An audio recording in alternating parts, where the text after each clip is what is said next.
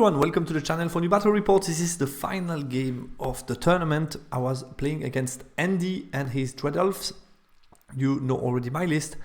And this was his list, so basically a very MSU aggressive Dread Elf army. We have a Dread Prince on a Manticore who is very fighty. Then we have the Magician is going to be a Temple Exarch. He has the double illusory pass, which is very strong. An Assassin, some small unit of chaff, some small scoring, has total of 6 scoring, and also the Acolyte that have some magic. So yeah, really nice aggressive list that he likes to play. We were playing all the center on the frontline clash, and secondary objective were for me not unleash the big gun but settle the score. I elected to kill the Manticore, and for him it was demonstrate superiority, which was to kill one of my Citadel Guard unit. Matchup analysis.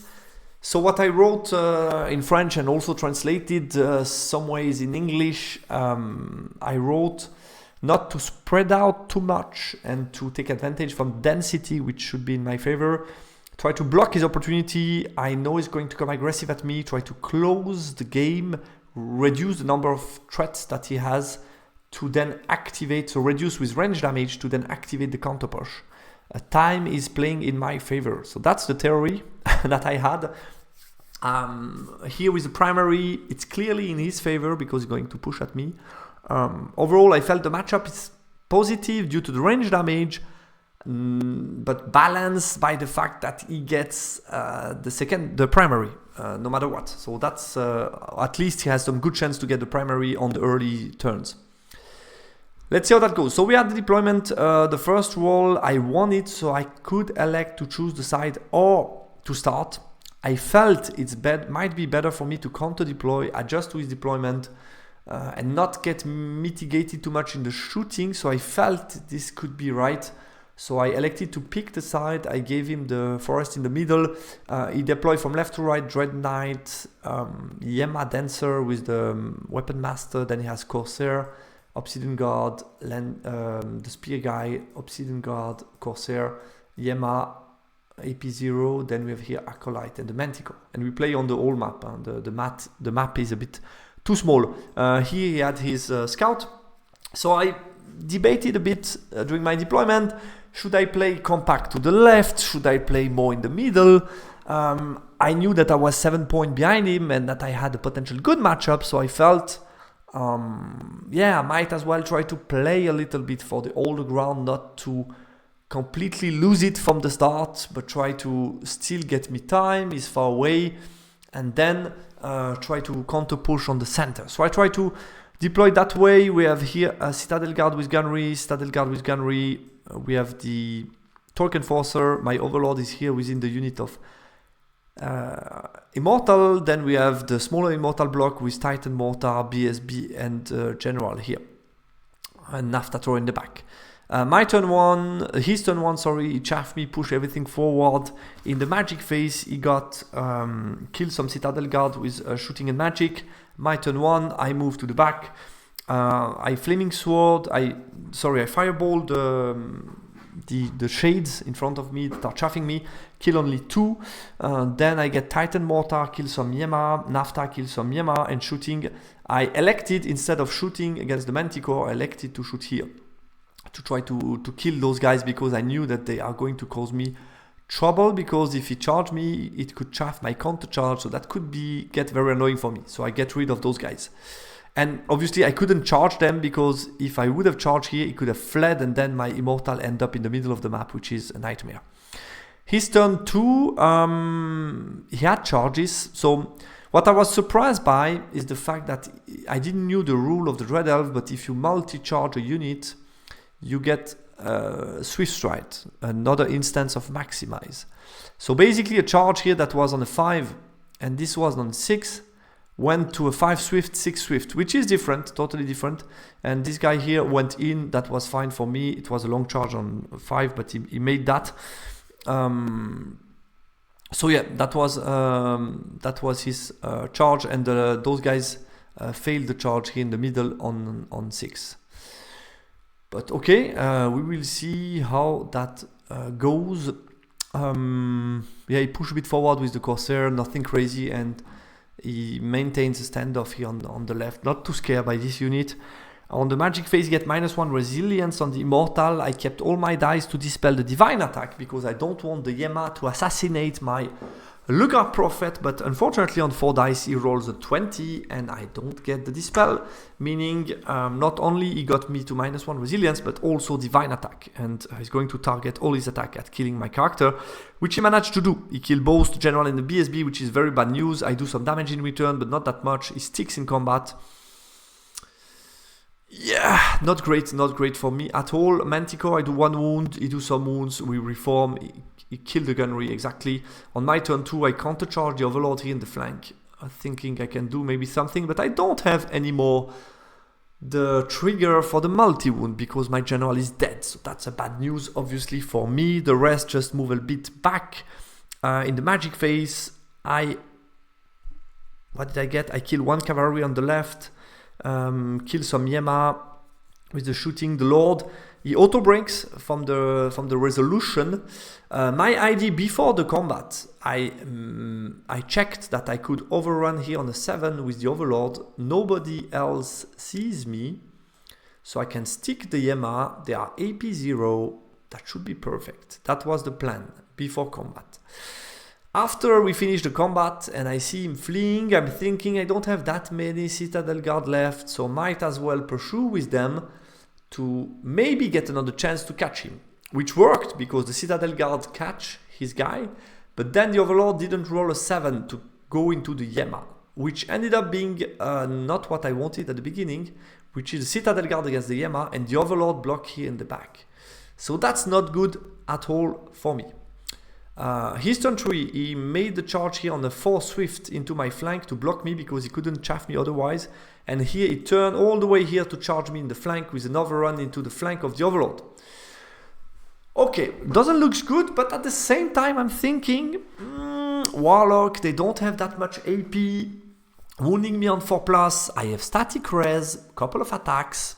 If he breaks, then my immortal charge into the combat in the center, and he's in huge trouble. So I was thinking here, I might as well have a good opening to maybe turn things around. So let's see how that goes. Yeah, I think that was it. In the magic phase, it's his magic phase, he gets. The rest just, as you can see, stole me on the left. I should have pushed much more with the unit on the left, which was way too passive. But he got Hereditary on the Overlord, and the close combat against the Immortals, where he got no buff, I win by 2. So I win by 2. He breaks and flees. He managed to stay. I'm not sure we solved the flee properly. Yeah, because it seems really close to the board edge. But he managed to stay on the board. I elected obviously not to flee, which was nice for me. And then we made the combat in the center. He auto broke my guy. And what he did, which we didn't knew was possible, we had to check multiple times.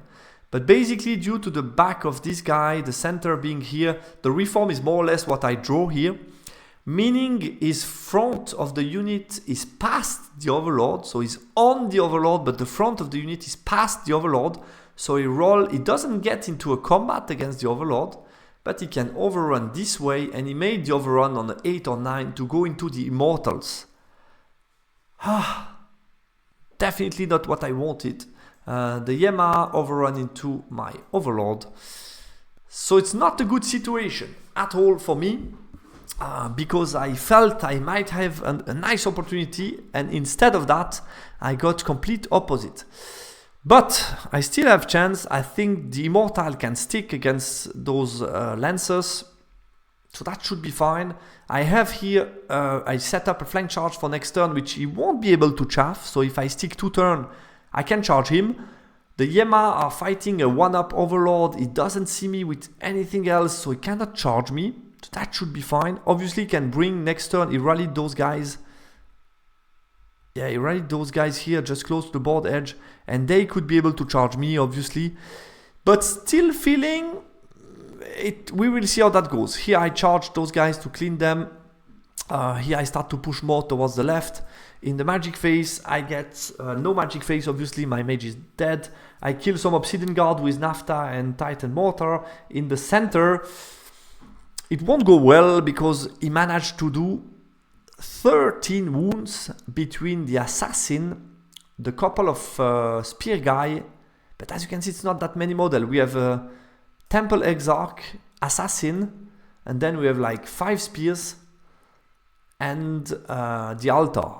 But with that wounding on 4+, and my 3 up armor save, and my defensive 5, he still managed to do 13 wounds. I remember a roll where I had 7 armor save on 4+ to take, and I roll like 5, 1, 2, 3. I failed all armor save. It was a nightmare. And me attacking back, I managed only to do 2 little wounds, meaning I check on -6, which is a 3 no reroll. I break from combat, and it's his turn next. So that's basically game over for me.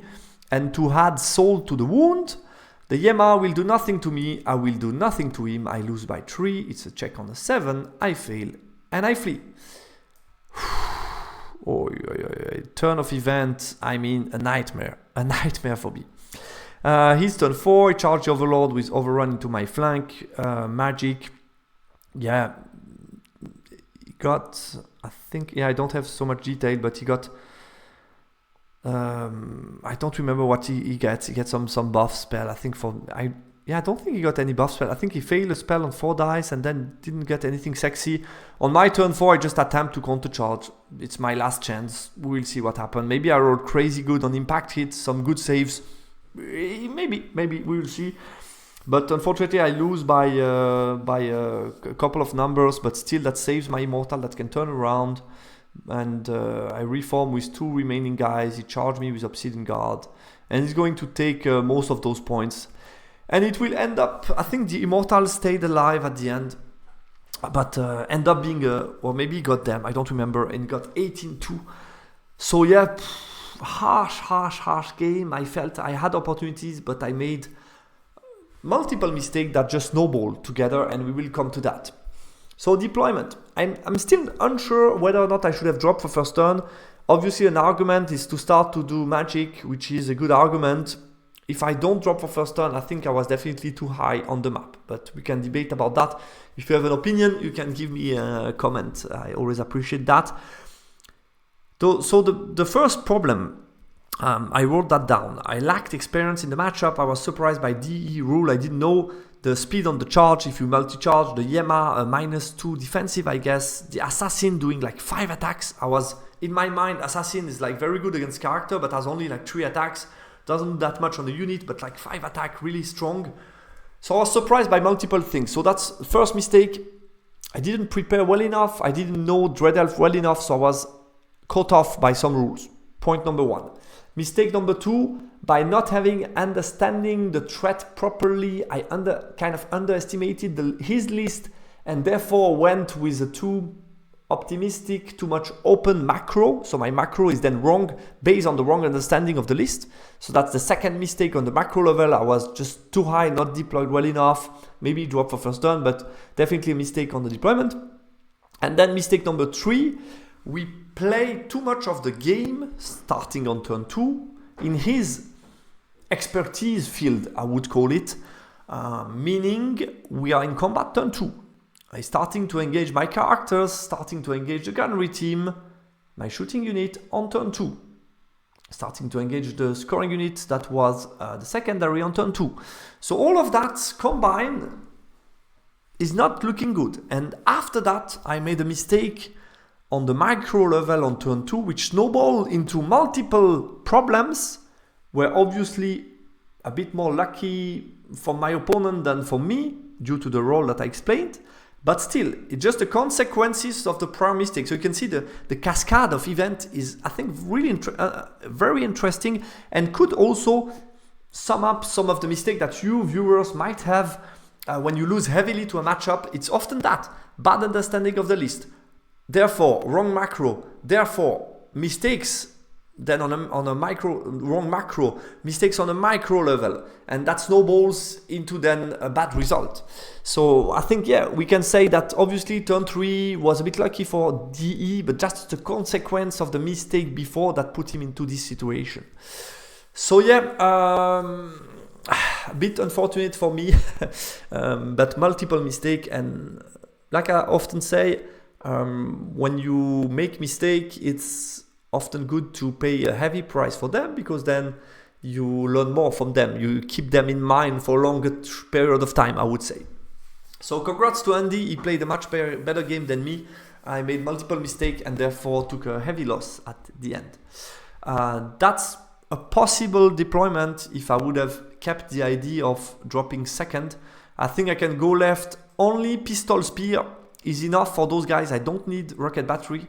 I think rocket battery can be here and here to really block the Manticore. And yeah, be a bit more down to make sure I have 2 rounds of shooting.